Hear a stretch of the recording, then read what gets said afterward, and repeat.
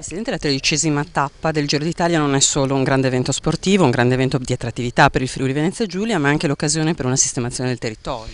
Sì, diciamo che ci ha dato l'occasione per fare un investimento importante sulla mobilità e sulle strade di territori anche piuttosto fragili e sui quali l'intervento è un intervento che comunque andava fatto. Mi riferisco in particolare alle valli del Torre e del Natisone. Abbiamo fatto un investimento, ecco, lo definirei così, di 1.240.000 euro soltanto sulle strade. È chiaro che è un patrimonio che resta ai sindaci, resta ai cittadini anche dopo il Giro d'Italia, anzi noi ci auguriamo che sarà anche l'occasione per organizzare ulteriori eventi e per far diventare queste zone molto più attrattive.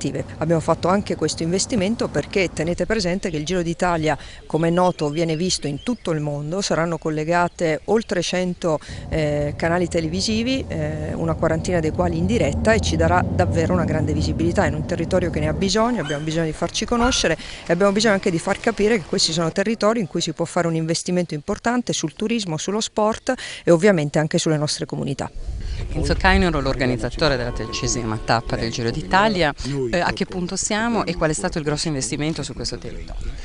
Siamo bene, ripeto, ero preoccupato che si sia partiti un po' tardi, però abbiamo recuperato molto bene. Complimenti a tutti quelli che hanno lavorato e quelli che completeranno il lavoro.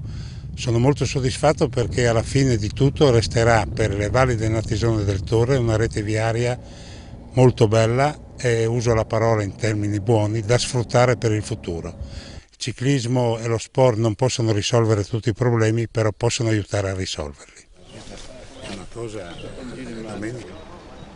Tutti, siamo al completo, facciamo l'appello. Voilà.